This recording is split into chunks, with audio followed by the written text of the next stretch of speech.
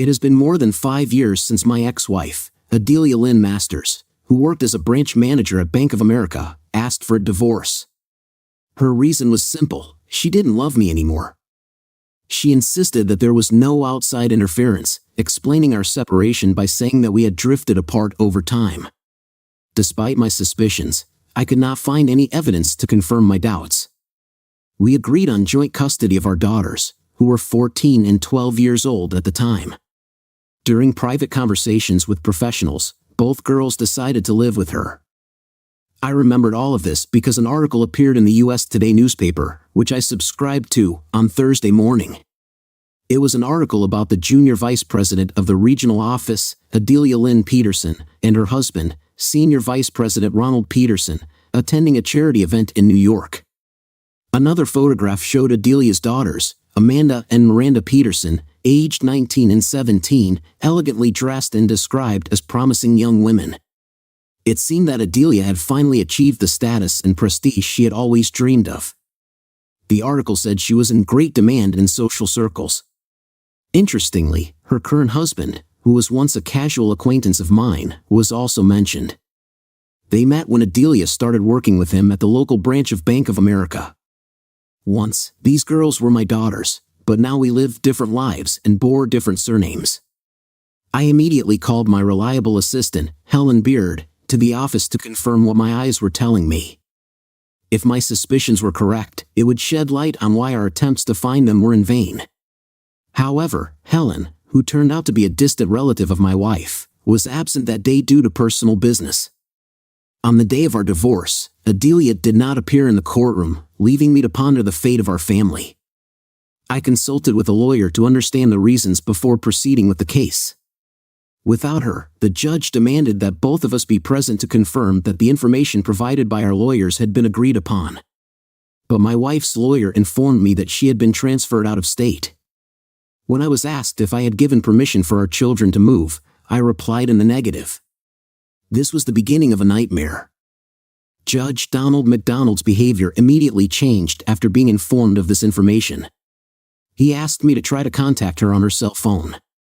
After leaving the courtroom, I dialed the numbers I had, but found they were no longer in service. When I went to their Facebook pages for answers, I discovered I had been unfriended and blocked.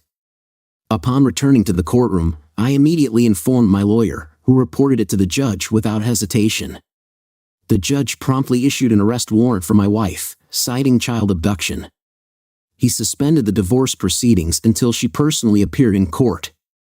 Her lawyer was furious and tried to appeal to the judge's sense of justice to reconsider the decision. The lawyer argued that this issue was not significant since Mr. Masters, that is, I, could confirm our agreement. The judge acknowledged my testimony, stating I had not consented to the children leaving the state. The lawyer objected, suggesting I might be lying. That's why she should be here, he stressed, adding that both daughters should also be present during the police investigation. I was informed that according to her family, she had requested a job transfer due to ongoing abuse of our daughters by employees at the local Bank of America. As it turned out, this was readily confirmed by these employees. When the police demanded evidence, no one was able to provide it. Everything was based on Adelia's repeated statements, which were unquestioningly accepted as fact. The ladies from our extended family knew Adelia very well. When they were asked about these accusations in private, they answered the same thing: what does it matter? I'm just a man. Even the social services that interviewed the children did not know about this new accusation, since none of the girls mentioned me despite careful questioning. Nothing hinted at the truth. Despite this, rumors have continued to circulate in our city, thanks to members of Adelia's extended family. Over the past 5 years, the judge and I kept in touch, which led to the development of friendly relations due to our shared love of fly fishing. Therefore, it is not surprising that one evening after dinner, I went to his house with a newspaper in my hands. "You need to look at something," I said in a serious tone, showing him the article. "Damn it," the judge exclaimed, quickly taking out his cell phone. "John, I need a few minutes, please." The photo showed my 2 daughters. The judge turned pale. My God, they were right in front of us the whole time. I went outside and sat in their courtyard. Ruth came out with a beer for each of us. He's furious. I've never seen him so angry, Ruth said. He's on the phone with the FBI, I replied. What did you tell him? Ruth asked. I showed him a photo from today's newspaper which shows my missing wife with her new husband.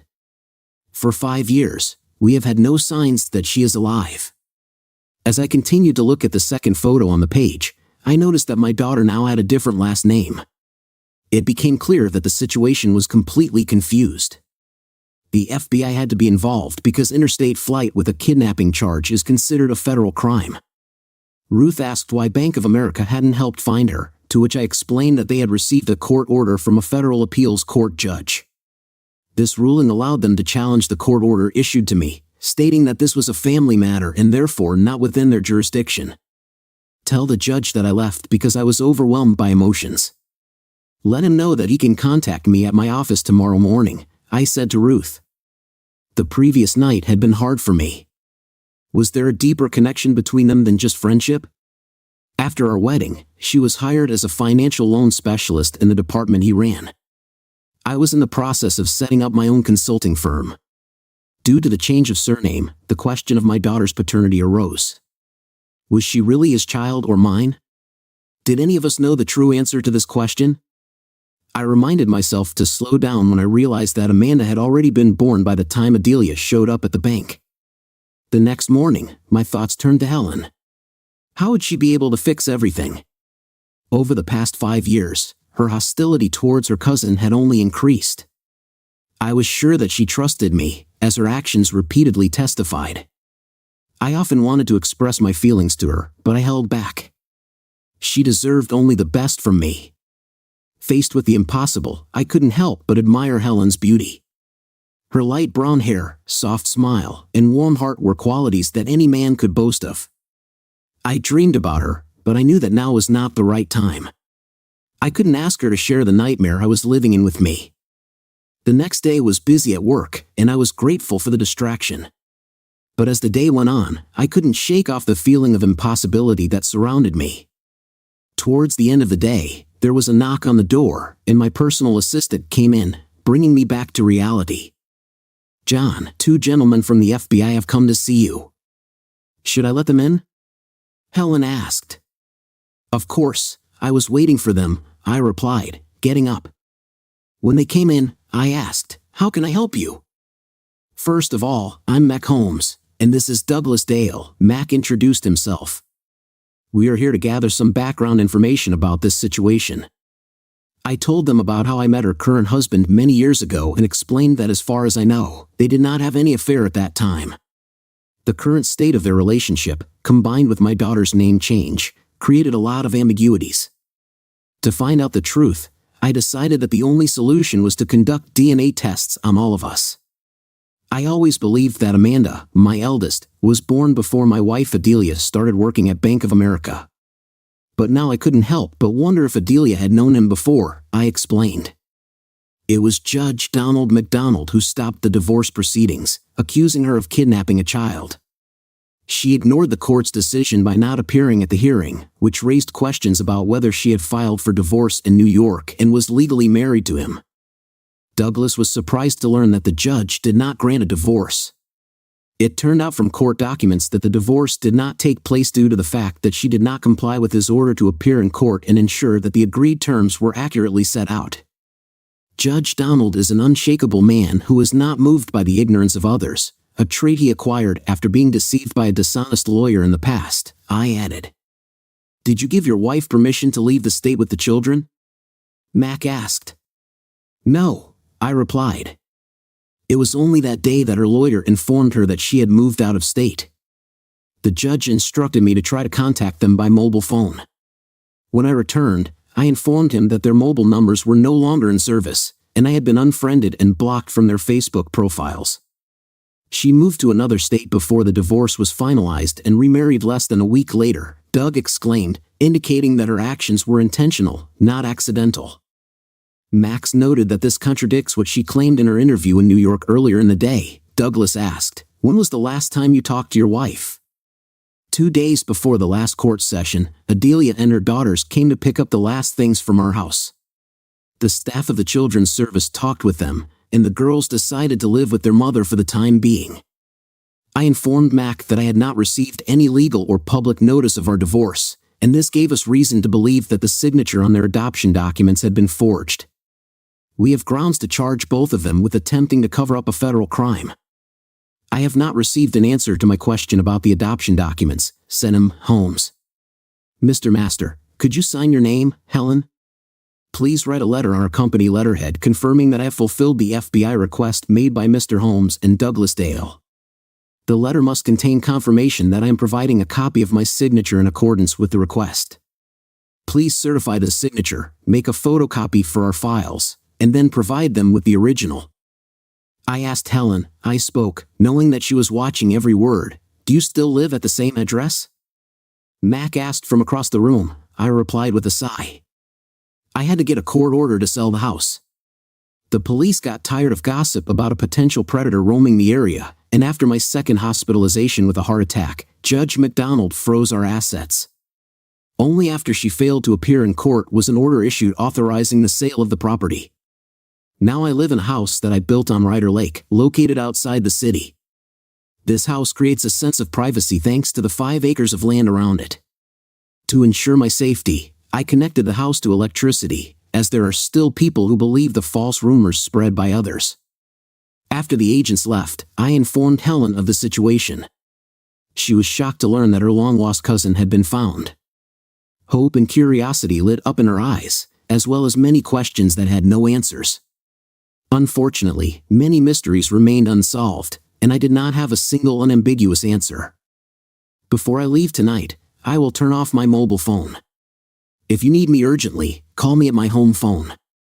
If my absence causes you any inconvenience, please make the best decision, I told Helen. Helen despised her cousin Adelia for ruining the reputation and relationships of a decent person. I lost a lot of family and friends because of the false rumors she spread. Helen would never have thought that someone could do such harm if she hadn't seen it firsthand.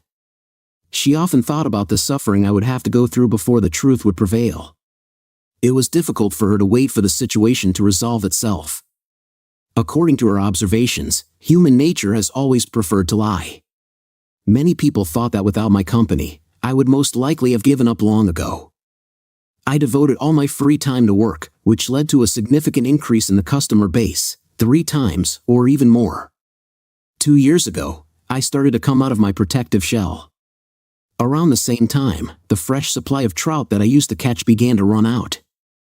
What struck Helen the most was that until today, I hadn't mentioned the names of my wife and children since they left town. Watching me worry was just unbearable. Now I was just a shadow of the man I once was. Helen was only 14 when she first met me, a 19-year-old financial planner, at a festive pre-Christmas party hosted by our family. Adelia, my future wife, had just announced our engagement, causing a flurry of excitement and intense attention towards us. However, Helen intuitively felt that our relationship was doomed from the very beginning. I prioritized the well-being of the family above all else, while Adelia was more interested in social status and recognition. It was clear that our conflicting priorities would eventually lead to a breakup. Although Helen thought my relationship was solid and believed it would last a long time, she didn't express her feelings. Helen confessed to Adelia's mother that if we ever had children, we would likely divorce as soon as they reached adolescence. It turned out that she was right. Her own marriage ended abruptly when her husband died while serving in the army, never having had the chance to start a family. In a difficult moment, she turned to me for support and advice. I was by her side during those difficult times, supported her when she said goodbye to her late husband, and comforted her in her grief. From a simple boss, I turned into her closest friend. Over the past 5 years, she has seen me go through my own hell and realized that I am the one she would like to see next to her when we grow old together. My constant struggle was related to the haunting memories of the past, which trapped me in a reality dictated by the actions of other people. The sudden disappearance of Adelia and the children gave rise to rumors that spread like wildfire, further complicating an already troubled existence. More and more people began to believe that I was involved in something sinister with my family to protect my reputation. Some suggested that the careful security measures at my place were designed to hide bodies. After a long break, I decided to stop by Ruby Tuesday for dinner. I chose the unlimited salad bar and a side dish of catfish. As I was returning to my table, Adelia's father suddenly joined me. He didn't ask for permission, he just pulled out a chair and sat down with his entire large body. I remained silent and continued to eat, refusing to engage with the person who had threatened me in the past. The public confrontation only fueled rumors about me, especially in connection with accusations of cruelty towards his granddaughters. Despite the tension, Roger Carmichael noted that his daughter was committed to resolving past conflicts related to Amanda and Miranda. Adelia confessed to me that the accusations she made against me about our children were false. She used this lie as an excuse for her sudden disappearance from the city. I feel it necessary to apologize to you for believing her. It seems she also spread this false information among our relatives, Roger said. I asked everyone she spoke to provide a notarized statement detailing what she said and her motives. Only after that will I consider their sincerity, I replied without looking up from my plate. Roger expressed his agreement with me, saying that until someone came to his office and provided information, he would not believe them, considering the conversation pointless. He abruptly stated that until the task was completed, he considered everyone dead to himself. I accepted Roger's point of view, admitting that I understood the reason for his feelings. Roger replied that he understood my feelings and how I had been treated over the past 5 years. I asked to be left alone to eat in peace. In a cold tone, I reminded him that too many people in this city, influenced by rumors spread by their distant relatives, mistakenly believed that I should be condemned for a crime I never committed. As I watched Roger leave, I couldn't help but wonder if he truly believed that a short conversation could solve his deeply rooted problems with his daughter. Did he think that a 2-minute conversation could erase 5 years of hatred, sadness, and pain provoked by the people around us? Did they all naively believe that reconciliation could be achieved so easily? Did they really think that I was so naive that I could pretend that nothing had happened? A few minutes later, the waitress who was serving me came over and sat down at the table. "Mr. Masters, I went to school with your daughters," she began. Judging from what I just overheard, I can assure you that none of them had the slightest idea what was going on. Moreover, that Friday before they disappeared, we were all looking forward to Monday to see each other at school, she went on to say. I saw a man who had just left working with other members of my wife's family as they were packing their things after they left. After learning this news, I felt it necessary to tell you, the waitress added. Thank you for your frankness. It's like a stone has been lifted from my soul, I replied, not at all surprised that I had been deceived for so long. I try to keep a low profile because I'm tired of the gossip and lies being spread about me, I said bitterly. After giving me a sympathetic look, she returned to her duties, and I used my card to pay the bill. I decided to double the amount by giving her perhaps the best tip of the evening. I had a great time canoeing on the lake over the weekend. Every day I managed to catch the maximum number of fish, and I preferred to let the rest go back into the water. Recently, one of my favorite dishes has become fresh rainbow trout cooked with flour and butter. Every night, I ate 2 steamed ones with eggs and toast. When Monday morning came, I went back to work, brewed my first cup of coffee of the day, and started reading USA Today. After not seeing any important news, I was a little disappointed, but I quickly realized that I expected too much too soon. Just at this time, Helen arrived at work half an hour earlier. For this to happen, the stars had to align differently. After pouring herself a cup of coffee and joining me, she felt particularly animated and excited about something. Helen and I started reflecting on the past, how Adelia and I tied the knot right after graduating from high school. Amanda appeared in our lives a little over a year later. In those early years, I was selling houses, buying them at low prices, and selling them at high prices after repairs. Meanwhile, she started her career as a bank employee, and I immersed myself in learning the intricacies of the financial industry from scratch, recognizing my natural talent. One of the previous owners became my mentor. When the partners decided to retire, the company Masters Consulting was established. They worked with me part-time, contributing to the rapid growth of the company. With Miranda's birth, my entire future was mapped out. Helen mentioned that everyone had heard about my conversation with Roger on Friday. Her phone rang constantly all weekend. She couldn't blame them, considering what my family had been through. You have become an outcast in their family and in our society, I replied. I have a question, boss. Why do you need notarized statements? Helen asked with interest. I grinned and replied, for slander. Oh my God, Helen exclaimed, you'll take everything she has. She added with a laugh, isn't it worth it?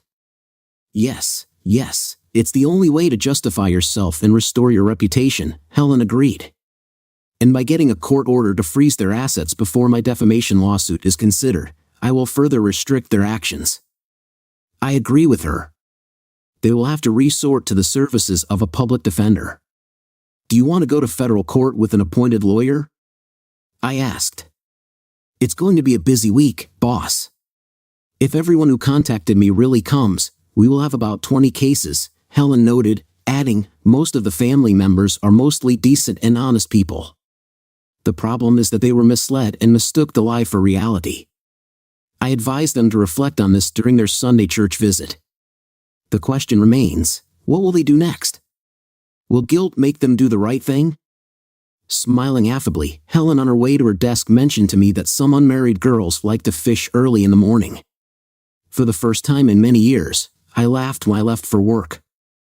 I thanked Helen for making me smile. Helen was and always will be my rock. I firmly believed that without Helen, I would not have been able to survive the nightmare of the last 5 years. By Thursday afternoon, we had received 24 signed and notarized statements repeating the same story. My wife, to whom I was only nominally married, informed them all that she needed to leave the city because I had allegedly harassed our daughters for many years. She claimed that she had found the courage to leave and on this basis began divorce proceedings, but a simple check of court documents would have shown that her accusations were unfounded. Despite this, some people helped her secretly leave the city with our 2 daughters. Adelia promised them to remain silent, but they all admitted that they had contacted her last week in an attempt to resolve past conflicts. At the same time, they admitted that everything she said about me was untrue. It seemed to me that Adelia was more concerned with preserving the new life she had created for herself than with remorse or guilt for her actions. She seemed to go on living as if nothing had happened until I saw her picture in the newspaper. Knowing that my daughters had not contacted me, it was obvious that they believed the false information she had provided them. The most I can hope for now, given the facts that have been revealed, is to feel that justice has been done to me. I realized that with regard to my daughters, I was actually cut out of their lives, like many other family members. Having a name to work with, Helen was able to find out their current legal address, place of work, and health status. She informed me that a meeting with a civil lawyer was scheduled for 2 o'clock in the afternoon and stressed that it was important to serve Adelia before pressing charges against her. I admired Helen's thoroughness. When I thought about her request to issue a court order to freeze their assets, if she ever came face to face with Adelia, there would be no mercy for her. When I returned to the office at 4:30, I brought with me a chilled bottle of champagne and 2 elegant glasses with long stems. The case was handled by a lawyer chosen by Helen, armed with all the necessary evidence, including old court records, stenographer's notes, a judge's ruling, and sworn testimony. I gave the lawyer a copy of my wife's arrest warrant, as well as a newspaper article telling about my wife's new life. I tried to explain what kind of relationship the 3 of us have and when I first met him. The lawyer was informed that Bank of America was complying with the requirements and offered to sue them for intentionally contributing to the destruction of human life. I agreed, stating that if one claim covers the other, then I'm in. She smiled and said, "Okay, let's get started." I chuckled, knowing that we Americans tend to sue over anything. Helen and I were enjoying a bottle of good champagne that I had brought with me while we were sitting and chatting. The phone rang, Helen answered and whispered softly, "This is the judge. Turn on the speakerphone," I asked. "Hi, Donald, how are you today?" I greeted him. "Not bad on the whole," he replied. "I wanted to inform you that next Wednesday, the FBI is going to hold a jury trial against Adelia Lynn Peterson and Ronald Emerson Peterson. They also demand to issue a warrant for the detention of Miranda Peterson and oblige them all to take a blood test for DNA. Judge Donald mentioned that my eldest daughter has reached the age of majority and is no longer under their jurisdiction. Thank you for sharing this information with me, I appreciate it," I replied. And now about my divorce. I will offer her favorable terms as soon as she is in my presence, even if I have to do it via video link, I told Donald. I intend to hold her accountable for her actions against you, John. This is a serious matter, the judge said. After the conversation ended, Helen asked me, the judge is likely to be harsh on her, but I wonder if he has the authority to send her to prison? I believe that kidnapping charges and any related charges will be brought by the FBI, but the judge may decide on a contempt charge for failure to appear, I explained.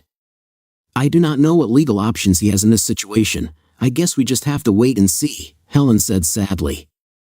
I've been waiting for more than 5 years, so a few more weeks won't change anything. In addition, the lawyer I hired will have a few extra days to sort out the process and hand over the necessary papers, I said. No one seemed to have any information on the matter. The next week passed quickly, and on Thursday morning, my lawyer called me and informed me that the papers had been successfully transferred. While they were working on Wednesday, she mentioned that she had successfully frozen everything in her name, including their bank accounts and assets. In the afternoon, FBI agent Doug Dale called me and asked me to stop by St. Francis Hospital to donate blood for DNA testing before 6. I gladly agreed. On Saturday morning, I was at the lake fishing and having breakfast when my cell phone rang. I saw that Helen was calling. I need you to go to the office and get today's USA Today newspaper, she instructed. There's an article in it that Adelia, Ronald, and Miranda were detained by the FBI at one of the social events last night, she spoke. I'm at the lake right now, but as soon as I get ashore and change, I'm going to the office to find out what's going on. My curiosity was aroused, and I needed to find out what the FBI was accusing them of. It took about an hour to get to the office, and Helen's information turned out to be correct. I was drawn in by the reporter's description. We all think we know what kidnapping is, but is our understanding correct? According to federal law, kidnapping involves the use of force, deception, or intimidation to capture or hold people against their will, often for personal gain. This is considered a serious crime with an average sentence of 12 years. Adelia and Ronald Peterson are the two who are accused of kidnapping. She left Missouri with her children without getting permission from her husband, with whom she was in the process of divorcing. According to court documents, she filed for divorce because she no longer loved him, but the judge issued a warrant for her arrest for kidnapping after she failed to appear in court at the appointed time, which caused the divorce process to be suspended. It was our report on the couple published 3 weeks ago that ultimately led to her arrest, the article says. It is evident that Adelia used the surname Masters when she married Ronald Peterson in a civil ceremony in New York shortly after leaving Missouri. It became known that the documents submitted by Ronald Peterson for the legal adoption of Amanda and Miranda Masters were drawn up and submitted to the court for approval on forged documents. Mr. John Masters' signature was forged. Now, the FBI suspects that the couple organized this scheme to hide the Masters' daughters in a public place. It turned out that the couple had previously worked together at Bank of America when they were just starting their careers. Mr. John Masters tried to force the bank to disclose his wife's whereabouts, but they were issued a court order in the Court of Appeal that did not allow them to do so. Now it turns out that Ronald Peterson, senior vice president of Bank of America, used his influence to prevent his wife's ex-husband from finding out about his legitimate wife and children. We have learned that Mr. John Masters has filed a civil lawsuit against Adelia Peterson for defamation, alleging that she spread false information among more than 20 of her acquaintances and family members. The woman allegedly stated that Masters' first marriage broke up because she discovered his inappropriate behavior with her daughters. Despite the fact that local law enforcement agencies have confirmed the lack of evidence in favor of these accusations, allegations of inappropriate behavior continue to haunt Mr. Masters 5 years later. As a result, he reportedly found himself isolated from society due to the stigma associated with these accusations. One can only wonder if the situation for John Masters was really as deplorable as it seems. The article explained that 2 attempted death cases are still open. Many in the area suspect that he killed 3 people and escaped punishment. In addition, he filed a lawsuit against Bank of America and Senior Vice President Ronald Peterson for interference in marital relations. The victim's point of view must be considered. Shouldn't he get justice? Unfortunately, in our society, this is often overlooked when it comes to criminals. Opinions can be expressed, but they rarely get into the media because they do not cause resonance. Unfortunately, victims often suffer for years while criminals enjoy free housing and meals. The article was impressive. It clearly stated all the facts. As I was filling a cup of coffee, the phone rang. When I picked up the phone, I was surprised to find that it was a call from the Southeast Missourian newspaper, asking me to verify the accuracy of the information provided. When the reporter asked about the last 5 years of my life, I told him about the ongoing investigation into the attack on me by unknown people, which the police qualified as attempted murder. I explained the extent of the defamatory rumors being spread about me and then turned the question back to him, asking for his opinion on what he had experienced. He called it hell, and I found that label fitting. While I was trying to come to terms with the nightmare that consumed my life, there is finally a glimmer of hope that my reputation will be restored. 5 years later, it became clear that irreparable damage had been done to my relationship with my daughters. Rumors also surfaced that severed my relationships with my own parents and brothers. I knew that as soon as this was over, I would sell my business and leave the area forever, if only the one person I trusted would agree to come with me.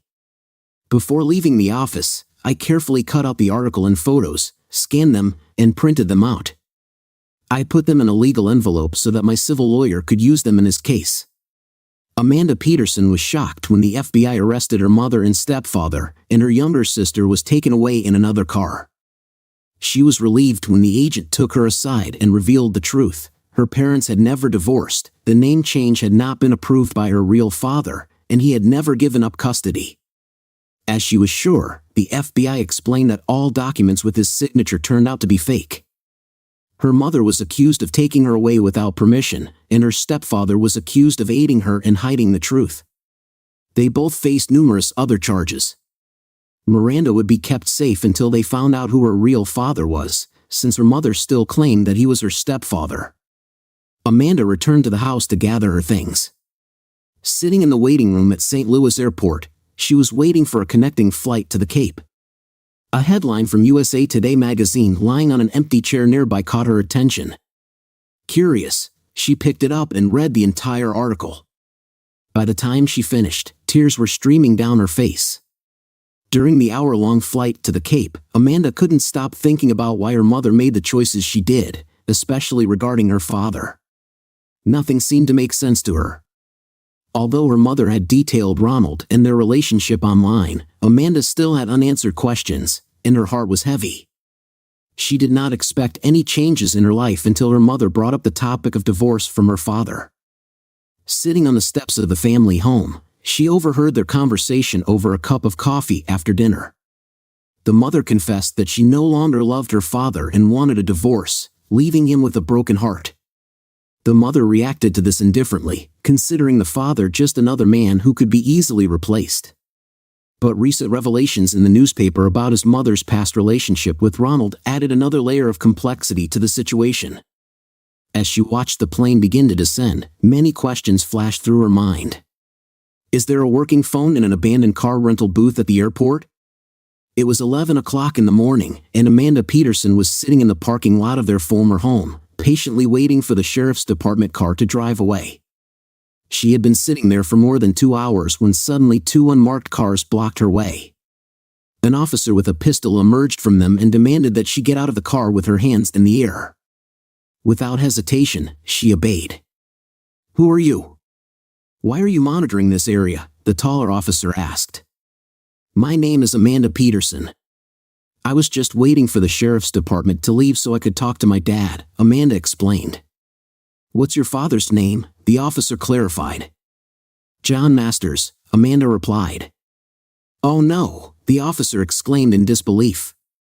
"Tom, go tell Joe and Jod to make coffee. It looks like we made a mistake.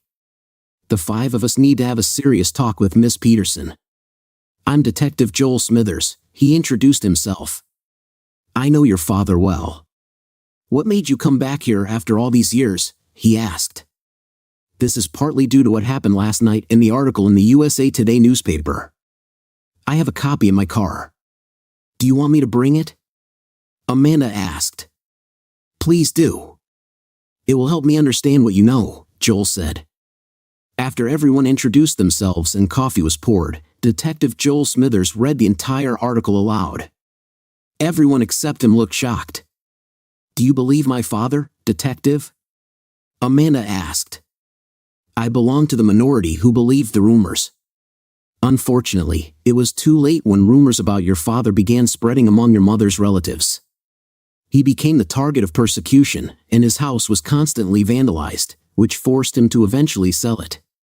The second incident, when he was hospitalized after a brutal attack that almost took his life, was the last straw that prompted him to move. We were lucky to find him before he bled out. The locals were ready to take revenge on him for what they thought he had done to all of you," the detective said regretfully. "Your father has become a controversial figure in the eyes of many. Jad bought the house at a bargain price, but it wasn't until he started parking the sheriff's car in the driveway that things calmed down," the detective said. "So, you're saying it became so unbearable for my father that he had to leave. Where does he live now?" Amanda asked. "Many of us in the South have our own ideas about justice. Your father now lives on 5 acres of land near Ryder Lake," the detective said. "The site is completely fenced with an electric wire and secured with an electronic lock. In the 2 years that he has been living there without a job, no one has seen him in the city," Detective Joel replied. "How do I contact him?" Amanda asked. "I think I know how," Tom said. "I will ask the dispatcher to check if his company has a contact phone number. I'll be right back." A few minutes later, Tom returned with the address written on a piece of paper. "I think it's my mother's cousin's phone," Amanda said. "According to our emergency records, she is the only one who can contact him around the clock. I talked to her, and she agreed to talk to you, but without any guarantees. One thing I've learned about Miss Beard lately is that she's tough, firm, and distant when it comes to personal communication," Tom said. "Helen is fiercely protective of your father, John.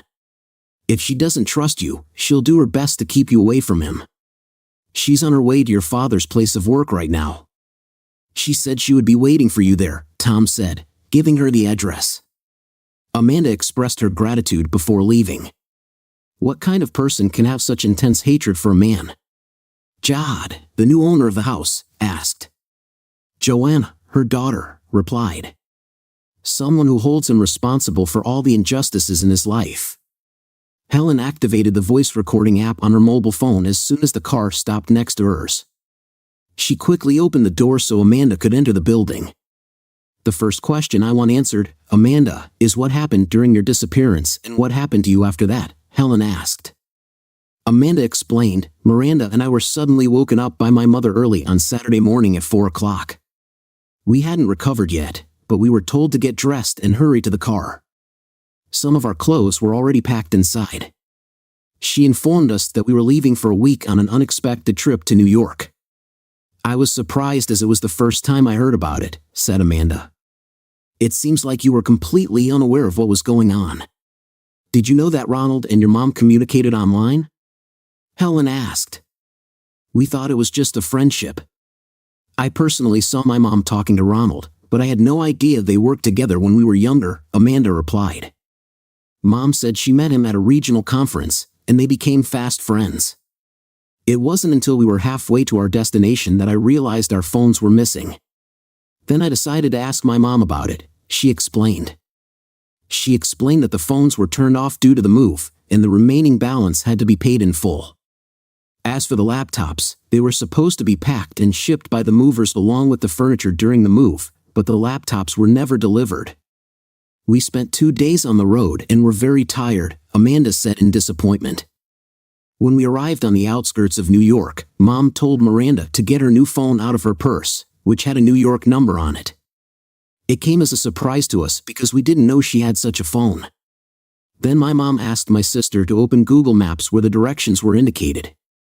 We didn't know that we were actually directed to Ronald Peterson's house. It was only 2 hours later that we found out about his intentions. He organized a significant promotion for Mom so that they could be together," says Amanda. "We were told to get rid of all things except family photos, which were sent to us later. While disassembling the car, my sister and I came across ready-made adoption documents. Ronald told me that our parents agreed to the adoption because our mom was marrying him. Later in the evening, Mom told us that we should give Ronald a chance because he is our biological father, Amanda said, lowering her head. Over time, we decided that as soon as Dad discovered Ronald's true connection with us, he felt it necessary to cut us out of his life, Amanda said with tears in her eyes. Amanda, I trust you because in recent days I've already heard about half of what you've shared with other family members. The only confirmed information we have is that the school district has provided you with the school admission documents so that you can enroll in a new school as soon as you find a place to live. Now that Adelia has been found, the truth is starting to come out, Helen said encouragingly, taking Amanda's hand. I want to inform you that I recorded our conversation. As soon as I send it to the FBI and your father, we can go to an early dinner at Ruby Tuesdays, Helen said. While I'm doing this, take a look at these notarized statements. Think about this, if she lied to you about your father John Masters, could she lie about Ronald Peterson as well? Helen left the room and watched Amanda for a few minutes before continuing the conversation. Amanda was shocked to learn the extent of her mother's family's conspiracy against me. Wasting no time, Helen shared the incriminating conversation with me, my lawyer, and even the FBI. I was not shocked by my daughter's arrival and was glad to meet her despite the seriousness of the situation. Amanda remained calm and balanced, addressing no one. During this turbulent time, I decided to write her an encouraging message. I'll be waiting for you when you arrive. After leaving her alone for about half an hour to read some of the statements she received from the family, she sent me a reply message saying that she had not tried to contact anyone when everything was ready. Helen returned to Amanda. Helen, do you know why my mom told the family that my dad had been bullying us for years? Asked Amanda. No one in the family approved of your father. Your mom knew. I think she used it to explain that she needed to disappear and leave, taking you and your sister with her, Helen replied. Adelia knew that your father would be looking for you, and he did. He went so far as to sue Bank of America to find out your mother's whereabouts. He was successful in court but unfortunately lost in the appeal process. We didn't know about your mother's marriage or the name change until recently when your picture was published in the newspaper. When your father went to court again, your mother turned to the family in a desperate attempt to resolve her growing problems, Helen said. For more than 5 years, your father has been a target because of your mother's actions. There were times when we were afraid that we might lose him, Helen said, shaking her head. How is he holding up? Amanda asked, with genuine concern. He became more withdrawn, lost a lot of weight, and his hair turned almost completely gray from constant stress. The hate and threats on his Facebook page became so overwhelming that he was forced to deactivate his account. He even had to remove his name from the corporate Facebook page because he was being harassed there too, Helen replied. His business and life were attacked as a result of which he lost trust in people and became more withdrawn. Once sociable, now he trusts only a select few. Despite his freedom, he lives in fear of those who seek revenge. He goes to the city only for personal purchases, gradually rebuilding his life. Even his own family turn their backs on him, says Helen. Divorce is usually a difficult process, but what he went through was much more difficult. Many people in society still believe that he got away with killing the 3 of you, she added. Does Dad have a girlfriend? Amanda asked. Given the reputation your mother has created for him, would anyone want to date him? Helen asked. For more than 5 years, he was forced to defend himself against false accusations that he could not refute. Every time he tried to defend himself, he was met with hostility, Helen added after a short pause. His situation has worsened because they have already decided everything. He found himself alone, and our sudden disappearance only aggravated his suffering and instantly gave credibility to my mother's accusations.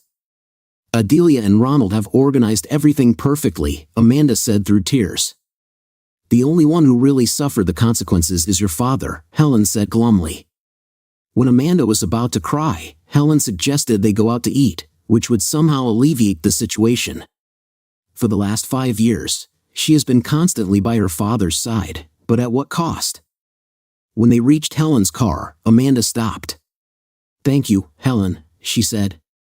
Helen asked in confusion, for what? Amanda's response took her by surprise. For having the courage to love and support my father all these years, she said.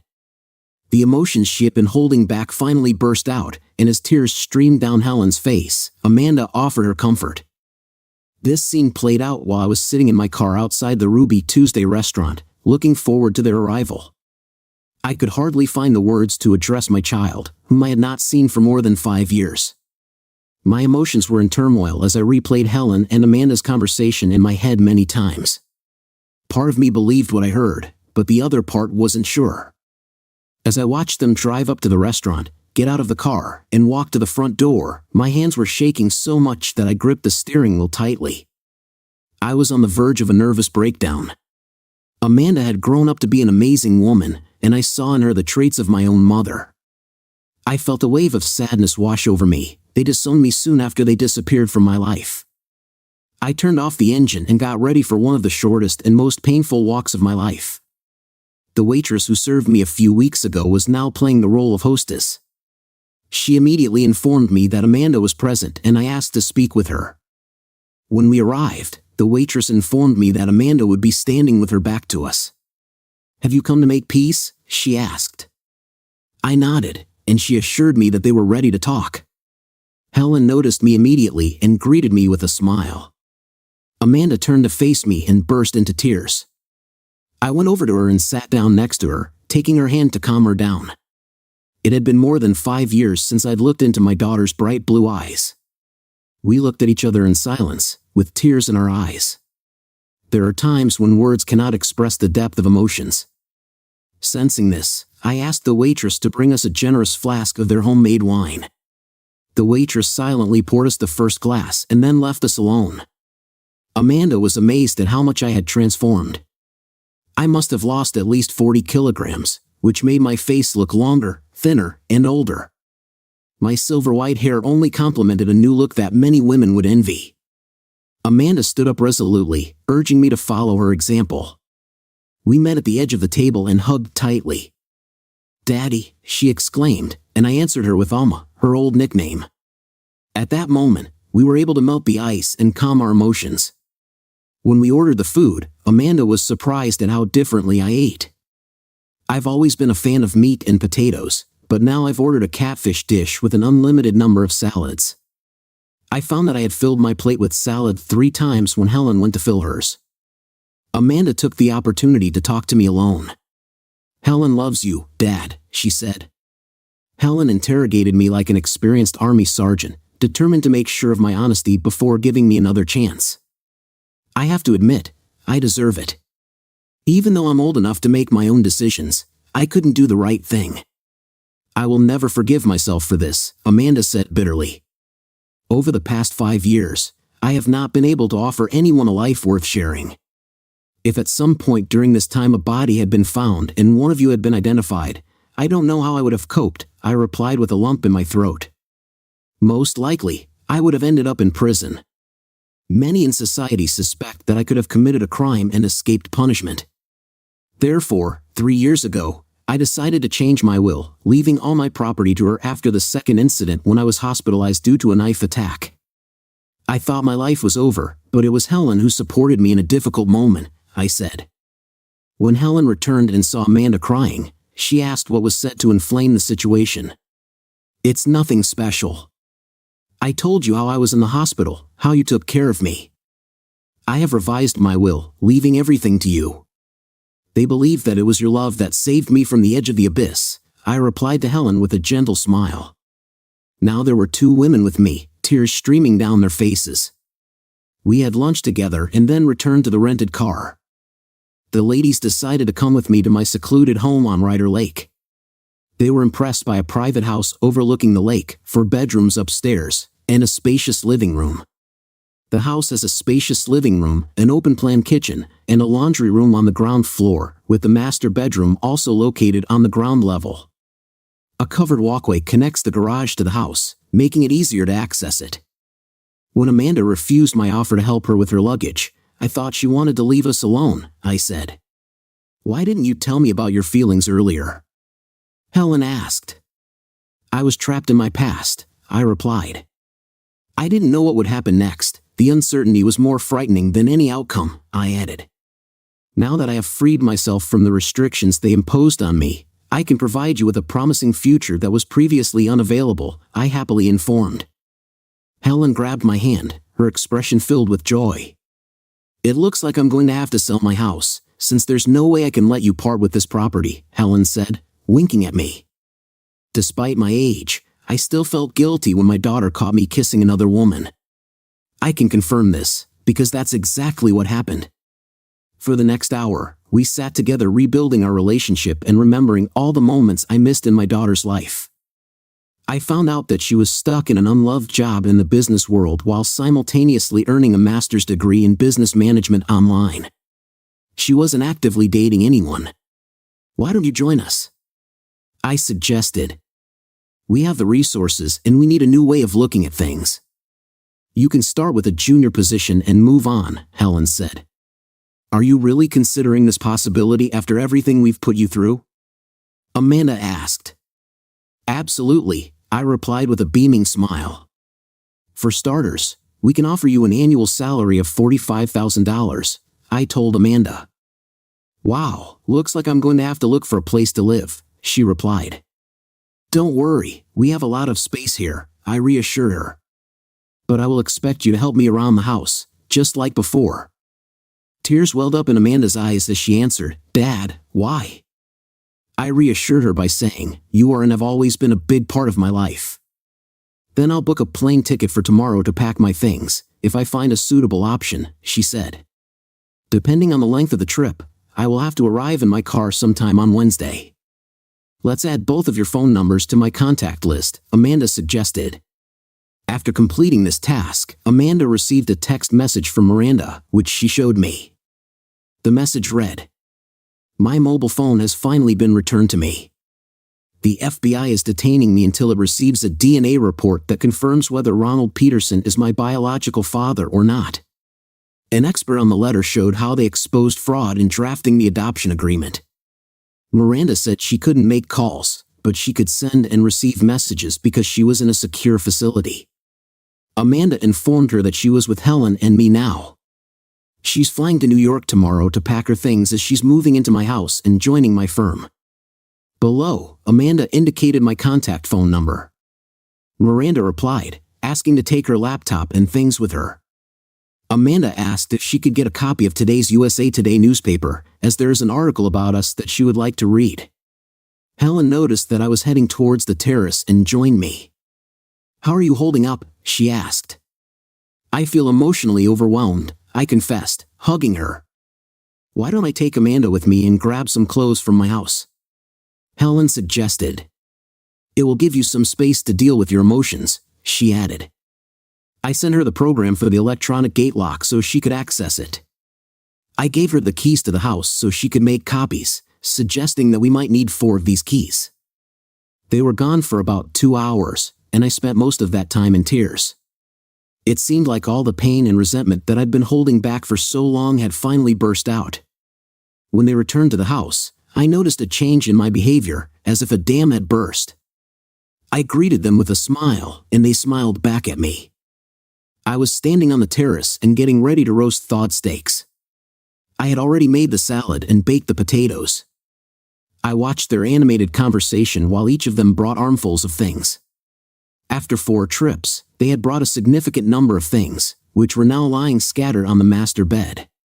During a very late dinner, I found out that Amanda was leaving at 8 o'clock on Sunday morning, and Helen and I would help her move her things tomorrow. I was glad to see the girls enjoying their meal. As we sipped coffee after dinner, my cell phone suddenly rang. The only person who had this number besides those present was the FBI. I replied with a simple, hello? Hello, Mr. Masters, this is Dugdale. I wanted to inform you that the DNA test results have confirmed that you are Miranda's father. We received confirmation about 2 hours ago and have already informed her about it. She wants to return home, so we scheduled her landing at Cape Canaveral at 7:30 on Monday morning, the agent said. I'll be there to meet her, I replied enthusiastically. This is great news. Besides, Amanda was on her way to see you last night. Please tell her that her sister saw a copy of this article on the internet, Doug added. When we broke the news to Ronald Peterson, he was shocked. Adelia had misled him into believing that Miranda was his daughter. Despite this revelation, he still faces a considerable period of time, the agent happily added. As soon as the situation calmed down, I asked about the legal names of my daughters. Their legal surname is Masters, which is confirmed by the court decision that we received on Friday morning. A copy of this ruling will be sent to your office on Monday, which will allow you to change their IDs, Doug Dale replied. That was the end of the conversation. I couldn't hold back the tears that suddenly welled up in my eyes. I was completely shocked and speechless, which made Helen and Amanda worried. Fortunately, I managed to regain my composure quickly. Miranda is scheduled to arrive at the airport at 7:30 on Monday morning. DNA tests have confirmed that she is indeed my daughter, I said. When Ronald Peterson found out about this, he was shocked because Adelia convinced him that Miranda was his child. I told you the good news, Helen expressed confidently, indicating that she had known the truth all along. I couldn't help but wonder if my ex-wife, Adelia, had ever revealed the truth to anyone. Amanda, I have sad news for you. The federal court has ruled that your adoption is invalid, so you will have to change your last name to Masters, I said with a laugh. My daughter was overjoyed and rushed into my arms with tears in her eyes. The name Peterson had never seemed appropriate to her. After saying goodbye to Amanda, who returned to New York to pack her things, we went to Jackson to meet Helen's two brothers and their wives. They kindly offered to help move the furniture that she wanted to take from the house. Since I had only 2 bedrooms furnished, there was enough room in the house for her things. We completed the task in just one day. The whole story was published in the Sunday edition of the Southeast Missourian newspaper. We gathered at Hickory House for dinner, where everyone noted the joy radiating from Helen. Her sister-in-law jokingly suggested that after 6 months of cooking for Helen, I would finally gain weight. The restaurant owner, our good friend, congratulated me and insisted on paying for our lunch. It seemed to me that Helen's sisters-in-law were jealous of her new home. Although Helen and I offered to invite them and their families to lunch, they all declined but offered to attend our first housewarming party when we throw it for our extended family. We arrived at the airport at 7:15 in the morning, as the connecting flight sometimes arrived earlier. As I watched Miranda walk down the ramp from the small plane, my heart began to race. She was wearing blue jeans and a t-shirt, not at all the pigtailed girl I remembered. She had turned into an amazing young woman, and it was hard for me to understand how much she had changed. When she noticed me, her face lit up with a radiant smile, and she ran towards me. The sliding doors swung open to greet her, and with a joyful cry of "Daddy," she jumped into my arms. At that moment, emotions overwhelmed us, and we hugged tightly, both stunned by the reunion. The cameras were filming us from all sides, but we didn't pay attention to it. I overheard Helen talking to a reporter from Studio 12 about me and my daughters, the youngest of whom half the city thought I had harmed. It turned out that they had actually been abducted more than 5 years ago. The FBI has now detained their mother and her lover for this crime. This reunion marked the first time the sisters had met in 5 years. When we turned to face the reporter, Miranda introduced herself as my daughter, saying, "My last name is Masters." Miranda began to tell the story into the reporter's camera. 5 years ago, with the assistance of my mother's family, my sister and I were kidnapped. There were false rumors that our father bullied us, which is completely untrue. Although some members of my mother's extended family may engage in such disgusting behavior, my father is not one of them. Any attempt to harm him in the future is also an attack on me and my sister. We are a united family, and we will stand together against any injustice. During my parents' divorce, my mother told us that our father was just getting what he deserved. But none of us deserve the trauma and pain that our actions caused us. He is not only my father but also the most truthful person I have ever met, Miranda added. I introduced Helen to Miranda. Helen hugged Miranda and shared, "Yesterday, Amanda and I had a serious conversation about everything we learned. It seems that your mother deceived and misinformed Ronald, as well as your father, in her desire to attract attention to herself. She almost ruined 5 lives. I think it's in the past now. Amanda and I know that you and Dad are planning to get married," Miranda said with a smile, changing the subject. "Helen and I agree that we want to put this situation in the past," I replied. Good, Helen said. Do you mind if we call you Mom? Miranda asked, with tears in her eyes. Helen said, You couldn't have said it better, Miranda. I agree, as long as you promise to be one of my bridesmaids. Let's have breakfast and then go to Macy's to buy clothes, I suggested. Shall we go to Denny's? Miranda asked. If they're still open, of course. But the Huddle House is the nearest place to have breakfast, if you don't mind, I replied. I was amazed at how much my daughter could eat and jokingly thought about sending her to live somewhere else. It was still unreal to me that my daughters had returned to my life in a way I never thought possible. Our house had truly become a home, and I was grateful for a second chance to find a family. While shopping at Macy's, I intentionally got lost and left. I felt out of place listening to women discussing underwear choices and sharing their feminine secrets. By the time they noticed my absence, I was already on my way back. Helen asked where I'd gone, to which I casually replied that I'd gone to the bathroom. I sat and watched Miranda try on different outfits, for some reason asking for my opinion. Personally, I thought she looked amazing in everything she tried on. After spending $300 on clothes, we left the store with 2 bags. When we returned to the house, Helen excitedly took Miranda upstairs to show her the newly furnished 4 bedrooms. Helen was overjoyed, and Miranda was admiring the rooms, clearly pleased with the result. We chose a room with suitable furniture for her bedroom. We decided to sit on the terrace to enjoy the peaceful atmosphere before the heat of the day became too strong. The ladies were drinking iced tea, and I was enjoying a cold beer. Feeling a surge of courage, I got up and walked over to Helen, putting the ring box in my pocket. I haven't officially proposed to you yet, I began, opening the box and showing off a set of 3 rings. Will you marry me when my divorce is finalized? Without hesitation, she happily replied, yes. Miranda managed to capture everything and quickly sent a photo to Amanda, along with a text confirming that the ring fit. I managed to get the ring size from her brother, and about half an hour later, an unexpected call came on Helen's phone. Miranda and I exchanged worried glances when Helen suddenly burst into tears. Embarrassed, I took her mobile phone away from her, and as soon as the caller said, "Congratulations, Dad," everything fell into place. My second daughter was on the line. "Are you on your way?" I asked with a smile. I left yesterday at 4 o'clock and have been driving almost continuously since then. There's much less traffic and police on the highway at night. My car handles well at a little over 100 miles per hour. "Please tell your sister that I have her things," Amanda said. Miranda asked how long she had to go. I told her that it was about 2 o'clock in the afternoon where she was and that there wasn't much time left to go. Then Amanda asked me to accompany her. I promised to send her a text message with instructions. I was torn between a sense of pride and anxiety. It seemed like she had been driving all day without stopping. The girls were eagerly awaiting her arrival, rushing to the door even before she got out of the car.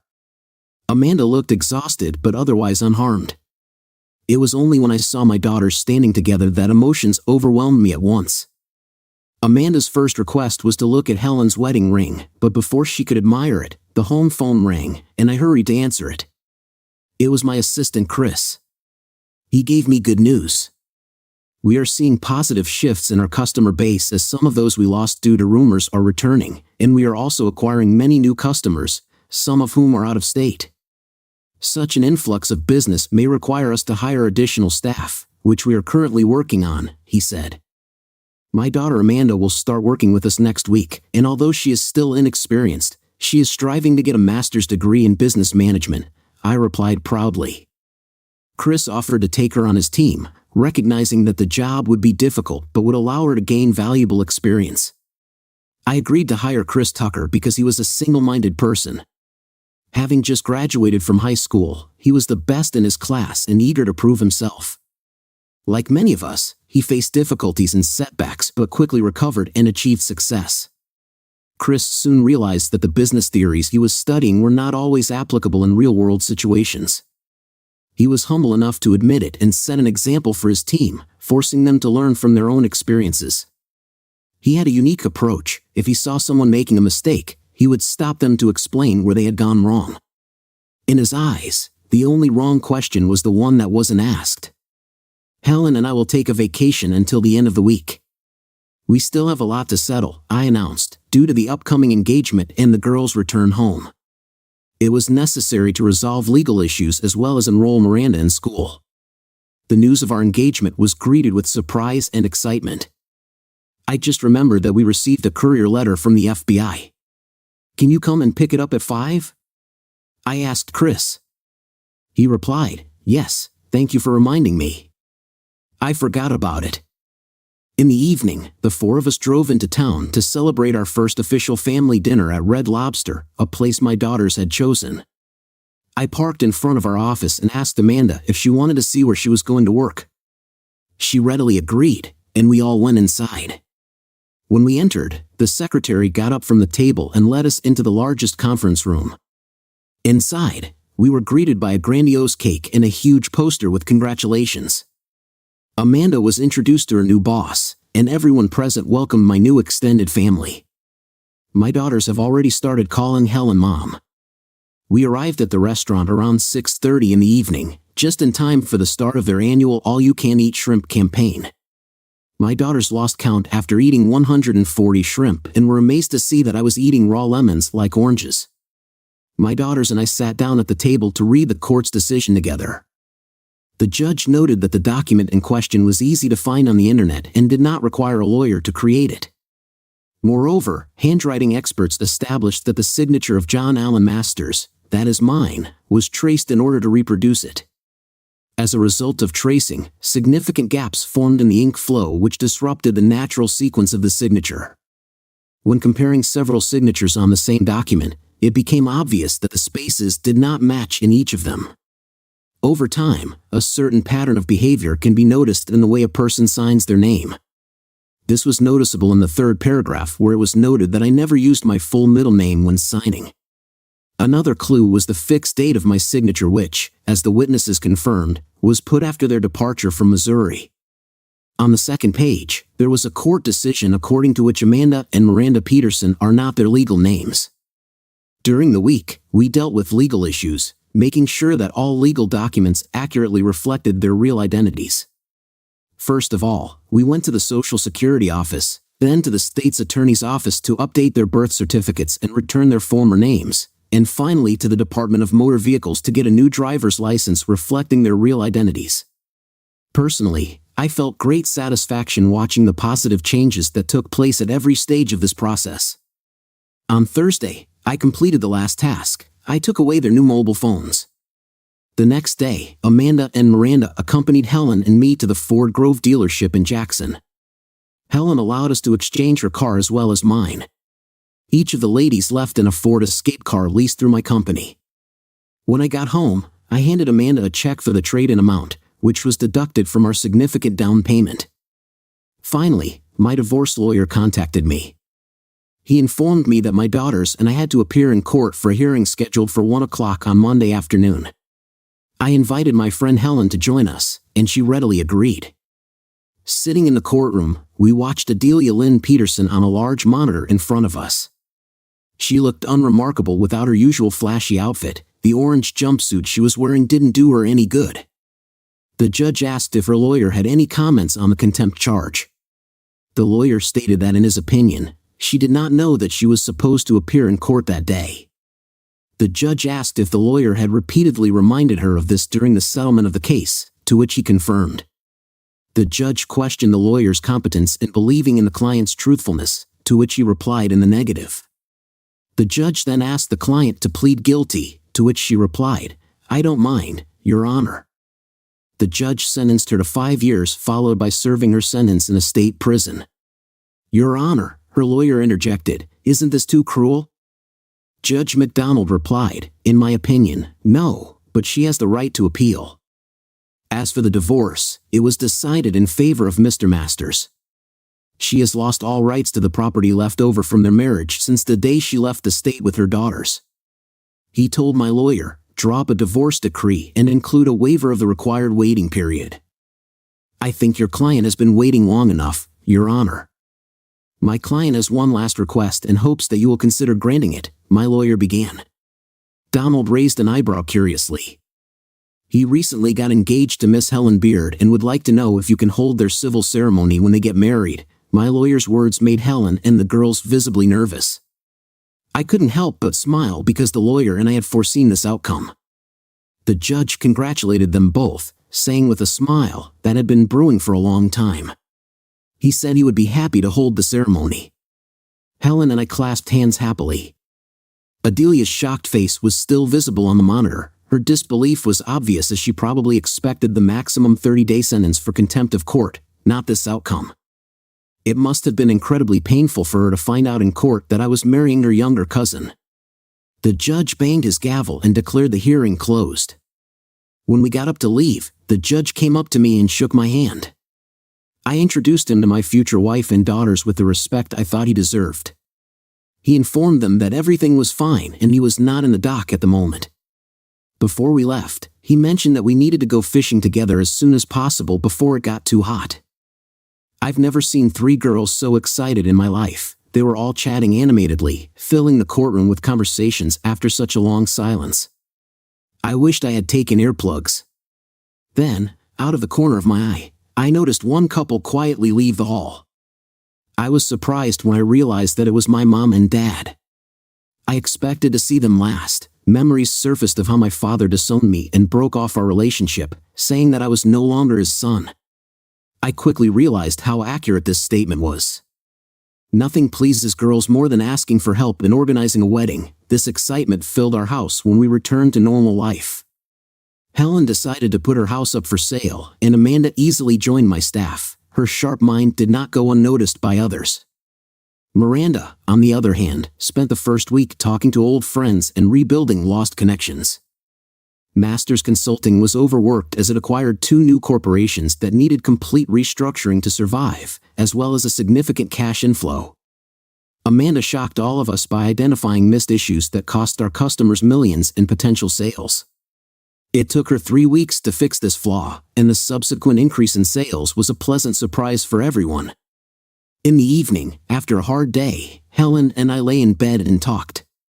We both got used to our new parenting responsibilities. Being in the same boat, she was adjusting to the role of mother, and I was getting used to the role of father again. Her question about starting my own family took me by surprise because I had never thought about it before. But knowing all that she had gone through with me, I couldn't refuse her. I replied with a smile, "Let's wait until our wedding photo shoot, dear. The timing depends on you." Helen's eyes sparkled with excitement as we began to plan our future together. It's clear that neither of us got enough sleep that night, and it's no wonder why. In the end, we exchanged vows on Mother's Day. Amanda was a bridesmaid, Miranda and another niece were bridesmaids, and Chris was my best man. My 2 nephews were the masters of ceremonies at a small event held in the backyard of our house against the background of a serene lake. Helen's brothers took over the preparation of the courtyard for the ceremony, and the judge conducted the wedding ceremony in a beautiful gazebo strewn with spring flowers. When we arrived at the event, the men were wearing blue jeans, cowboy hats, and matching boots, and the ladies were wearing fancy dresses. Helen looked stunning in a classic white wedding dress, and her bridesmaids wore stunning yellow dresses. The big family did their best by cooking a delicious barbecue. Later in the evening, our patio turned into a lively dance floor with live music. Meanwhile, life went on in full swing. When the criminal trial of Adelia and Ronald began, Ronald filed for divorce while my civil lawyer was negotiating with the opposing attorney and the Bank of America legal team on this case.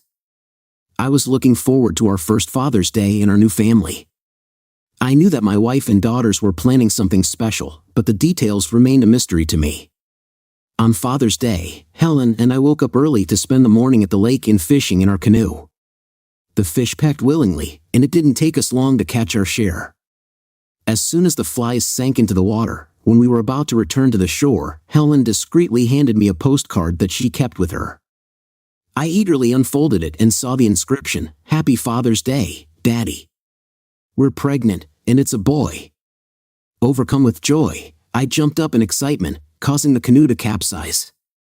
We lost all our belongings, fish, fishing rods, and a box of gear soaked through. We swam back to shore, where the girls, who already knew about Helen's news, found my revelation amusing. It took some time for the chaos to subside, and we were able to comprehend the unexpected turn of events. My whole worldview changed when I witnessed the birth of my son. He was born with a loud scream and weighed 7 pounds. I surprised my mother when I urgently called her and asked her to come to the maternity ward of the hospital. When she arrived, I hurried her to Helen's room where she was holding our son in her arms. "His name is Colin Richard," I announced. My mother was beside herself with excitement. That was her grandfather's name. As for my father and me, we still don't communicate. I gave him a chance, but he hasn't taken it yet. He is not taking any action at the moment, but every new morning brings a new beginning, and life goes on.